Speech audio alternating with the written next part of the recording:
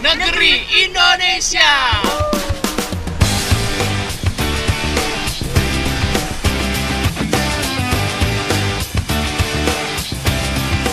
Negeri Indonesia kali ini aku Rani dan Iko akan mengajak pemirsa menjelajahi keindahan alam kota berjuluk Switzerland Van Java Garut, Jawa Barat. Dimulai dengan perjalanan mendaki salah satu gunung yang masuk dalam deretan papan atas gunung tercantik di Indonesia, Gunung Papandayan.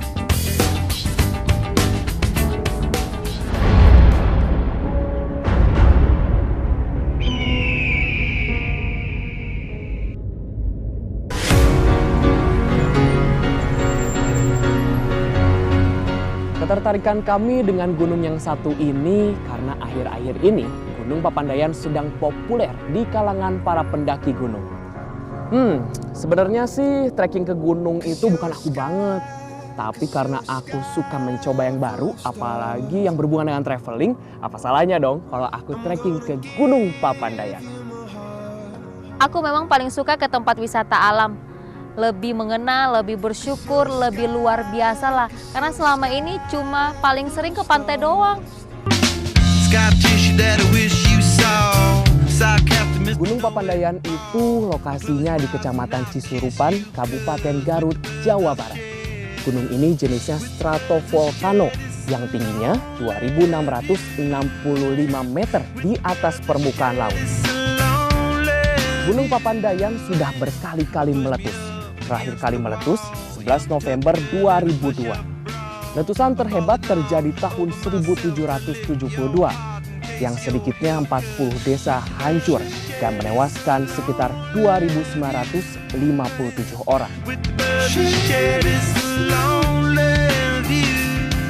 Di samping sejarah letusan yang cukup mengerikan, Gunung Papandayan ternyata menyimpan sejuta pesona keindahan.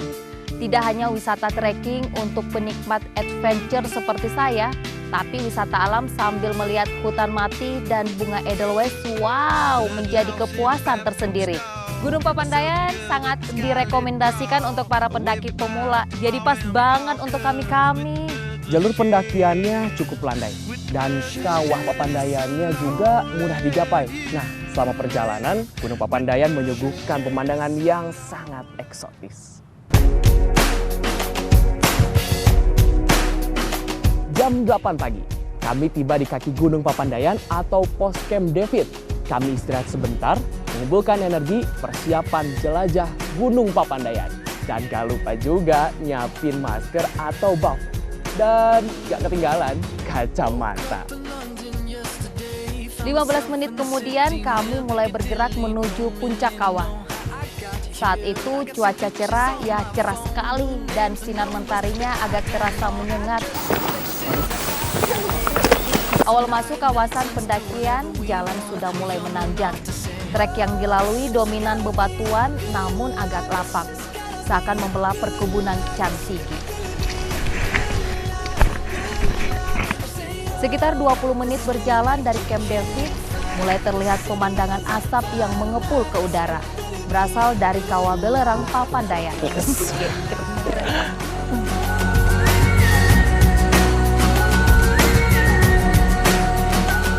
Wah,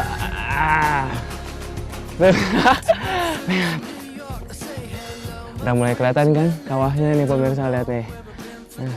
Pemirsa artinya udah mulai dekat nih. Nah, berarti kita harus lanjut terus. Cepat.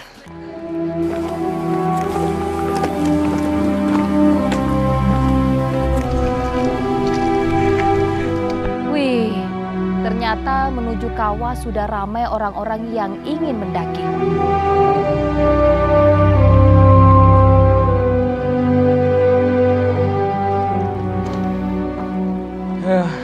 Iko, udah mulai ramai nih para pendaki gunung untuk melihat Kawah Papandayan. Nah, berarti ini pemirsa semakin dekat lagi sama Kawah Gunung Papandayan. Ya, berarti... Udah mau capek. Lah, iyalah, kita belum sampai nih. Kita harus semangat, Ran. Hai pemirsa, ayo.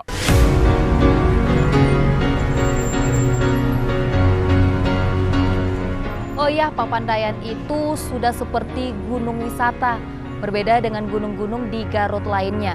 Seperti yang terlihat, pengunjung membawa serta keluarganya untuk bersama menjelajah Papandayan. stars. I'm gonna Sepanjang perjalanan, bongkahan-bongkahan batu selalu menghiasi perjalanan kami. Sehingga suasana pendakian pun menjadi campur aduk antara menyenangkan dan melelahkan. Menyenangkan karena kita dihadapkan oleh pesona keindahan alam yang sangat luar biasa. Tetapi di sisi lain kita juga dihadapkan oleh tanjakan yang cukup melelahkan. Meski begitu, rasa semangat kami untuk sampai ke puncak kawah tidak berkurang.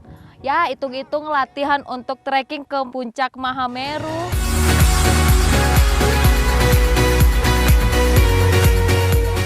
Tapi dasar memang pemula nih. Belum sampai 30 menit mendaki, temanku Rani sudah mulai kelelahan.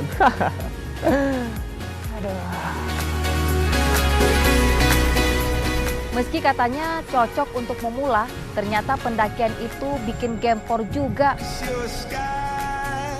Meski kelelahan, hatiku merasa ceria. Inilah hidup, karena aku yakin aku naik gunung, berkorban menghabiskan waktu, tidak untuk menyia-nyiakan waktu. Justru aku mendapatkan pembelajaran langsung dari alam, menambah ilmu pengetahuan, memperluas wawasan, dan mengetahui apa yang belum diketahui. Inilah Rana menimba ilmu sesungguhnya.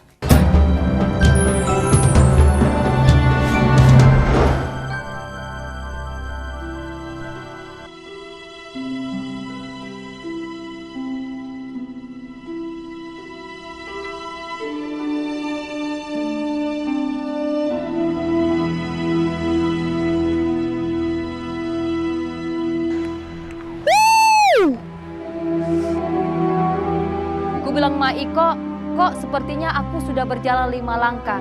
Ternyata baru 3 langkah saja. Iko malah ngejawabnya dengan senyuman. Tidak ada pilihan. Aku harus kuat, aku harus bisa, aku harus sampai. Namanya juga gunung. Jalan semakin mendaki nih. Langkah demi langkah menahan beban tas yang ada di pundak kita. Langkah pun semakin berat nih. Ya, alhasil kita banyak istirahat di jalur pendakian. Puncak Kawah Papandayan yang mudah digapai dengan medan bebatuan sisa muntahan lahar 13 tahun lalu menguji siapapun yang ingin bercumbu dengan puncak terindahnya. Namun, mendaki gunung tidak selamanya demi puncak. Tapi yang terpenting nih, menikmati perjalanan sepanjang pendakian. Nih, dari seluruh gunung di Indonesia, banyak yang memiliki jalur pendakian dengan pemandangan yang menggoda mata. Memang begitulah kenikmatan kegiatan pendakian.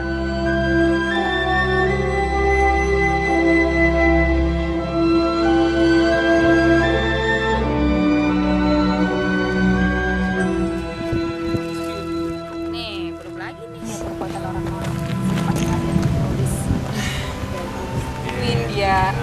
Tapi sayang, keindahan alam yang disajikan Gunung Papandayan ternoda oleh sampah dan vandalisme yang sangat tidak tepat dan tidak bertanggung jawab alias norak. Jadi sangat diharapkan kesadarannya untuk menjadi smart traveler. Please. Oke deh. Kita lanjut. Oke.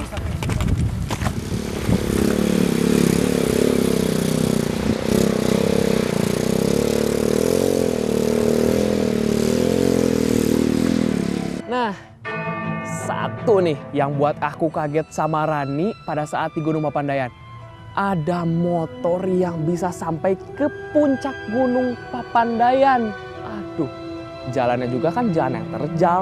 Waduh, luar biasa. Salut deh pokoknya. Nah, tapi jangan heran nih kalau teman-teman yang lagi ngedaki banyak sekali motor yang mondar-mandir.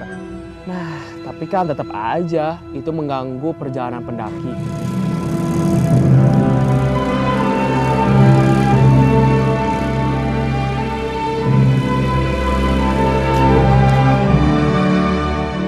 Saat cuaca sedang cerah, Papandayan akan menampakkan kecantikan maksimalnya. Gak heran jika gunung yang satu ini masuk sebagai salah satu gunung terindah di Indonesia. Saat mendaki, apalagi dengan treknya yang menantang, kesan yang luar biasa itu yang kurasakan, yaitu serasa jadi seorang pendaki sejati.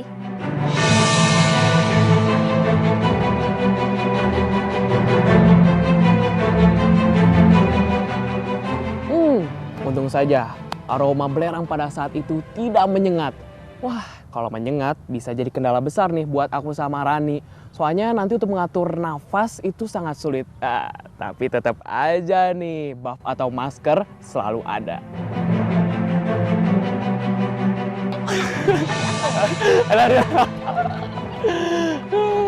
Akhirnya, setelah 2 jam berjalan santai, sampai juga di puncak Kawah Papandayan. Wow, keren bro.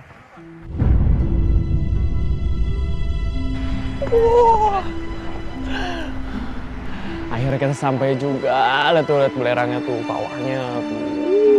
Wah, keren. Akhirnya kita sampai di kawah Gunung Papandayan. Air kayaknya panas tuh. Ada air mengalir dekat kawah sambil mengeluarkan asap. Sudah pasti itu tandanya air panas bro. Bahkan di tepiannya terlihat pula bongkahan-bongkahan belerang yang berwarna kuning.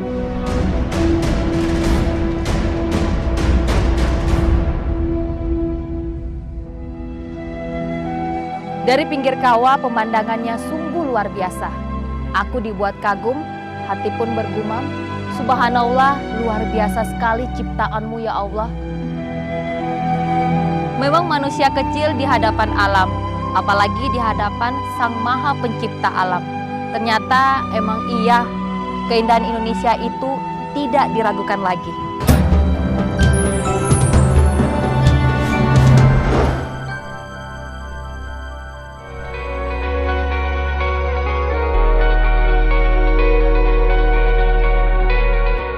Pendakian belum berakhir nih. 3 destinasi lain yakni Pondok Saladah, Hutan Mati, dan Tegal Alun menjadi target pendakian kami selanjutnya.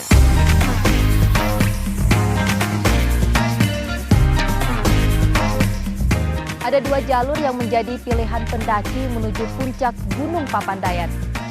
Pertama, jalur melalui Hoverfoot yang jalur pendakian menuju Pondok Saladah, tempat para pendaki beristirahat dan ngecamp sebelum menuju hamparan luas bunga abadi Edelweiss yang bernama Tegal Alun. Kedua, jalur menanjak menuju Hutan Mati, hutan kering akibat terkena erupsi letusan Gunung Papandayan.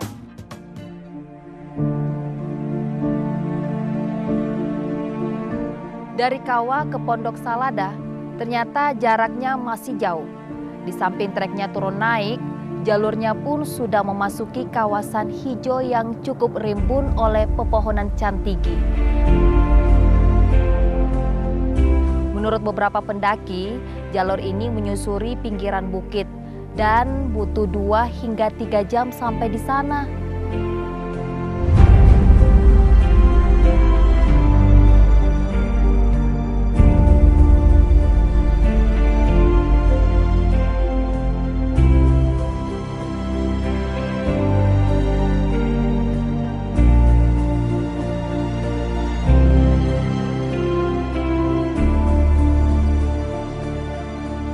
Tapi bagi kami belum ke Papandayan kalau belum ke Hutan Mati.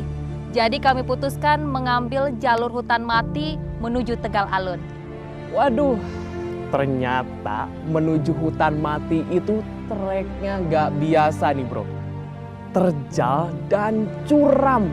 Aduh, selangkah demi selangkah, setapak demi setapak. Tinggi, lelah, dan menguras energi.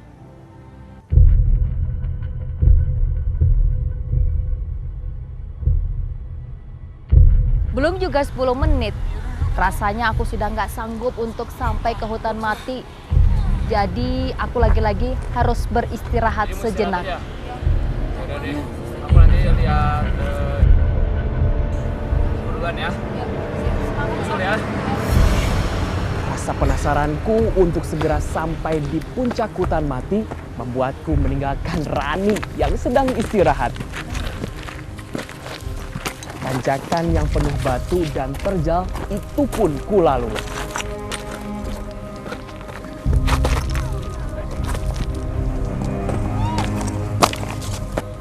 Setelah istirahat dirasakan cukup, tekad pun kunaikkan untuk menerjang tanjakan itu.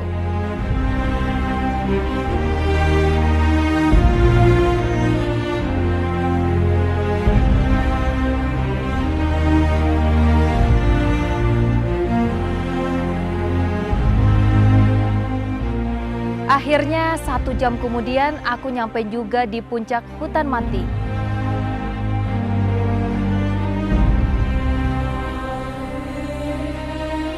Wow, keren banget! Swear, keren abis!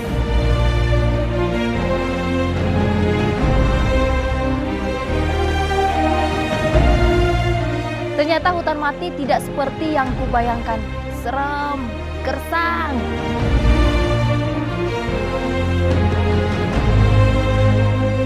Mendengar hutan mati, awalnya aku membayangkan sebuah lembah kematian yang sangat menakutkan. Namun saat pertama kali kakiku menginjaknya, aku justru dibuatnya takjub.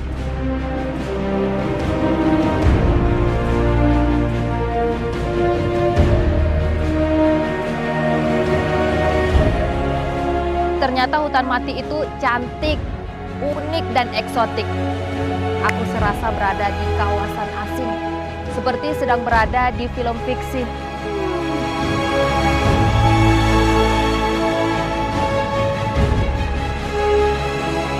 Mungkin sebagian orang nggak menduga kalau pemandangan eksotis ini lahir dari sebuah bencana, yakni erupsi Gunung Papandayan. Pohon-pohon kering berwarna hitam dengan kombinasi pasir berwarna putih berdiri tegak di sana.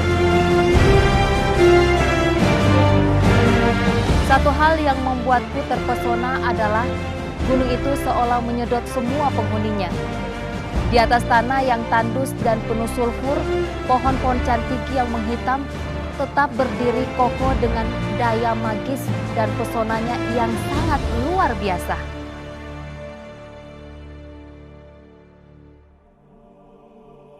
Akhirnya aku ketemu Iko yang lebih dulu sampai di kawasan ini.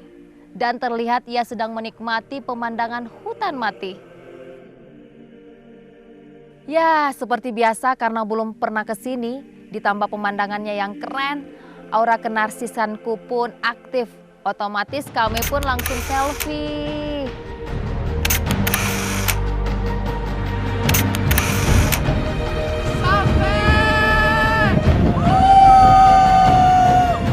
Tak ada yang bisa kami lakukan selain menikmati, memandangi dan menghirup udara yang begitu segar. Untukmu, negeri Indonesia!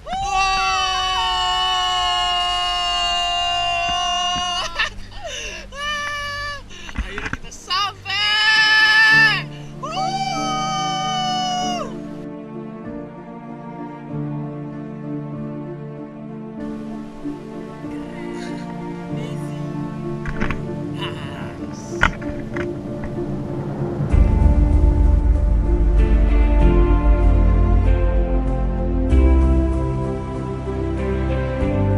Dan sebelum sang mentari terbenam di ufuk barat, aku menyempatkan diri untuk bersujud ke hadapan-Mu ya Rob.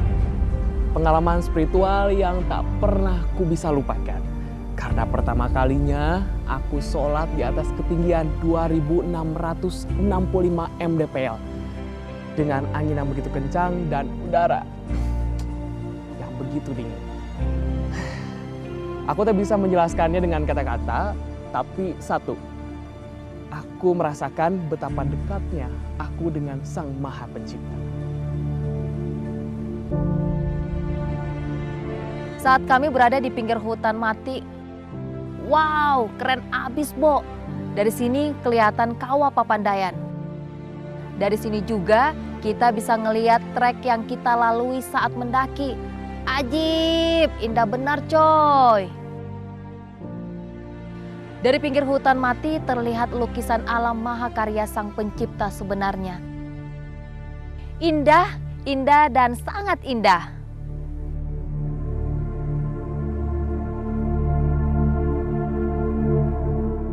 Berada di sana bukan perkara menatap keindahan dari ketinggian, bukan itu. Tapi bagaimana mampu menyabarkan tentang keindahan dan filosofi dari sebuah pendakian? Puncak bukanlah tujuan utama, tapi bagaimana kita menikmati setiap jengkal perjalanannya. Puncak yang menarik bukanlah karena kegagahan meter di atas permukaan laut, tapi karena kepuasan bersama akan sebuah pengorbanan, sebuah perlawanan, berjuang menaklukkan hati bahwa begitu rendah dan lemahnya kita di hadapannya. Big thanks for Allah Subhanahu wa Ta'ala yang telah mengizinkan dan memberikan kesempatan padaku untuk menyaksikan kebesaran-Mu. Sore itu menjadi sempurna saat kami ngelihat sunset di puncak hutan mati. Cantik sekali. Perlahan mentari turun membentuk garis horizon. Jingga, kuning, merah yang tergores di langit biru.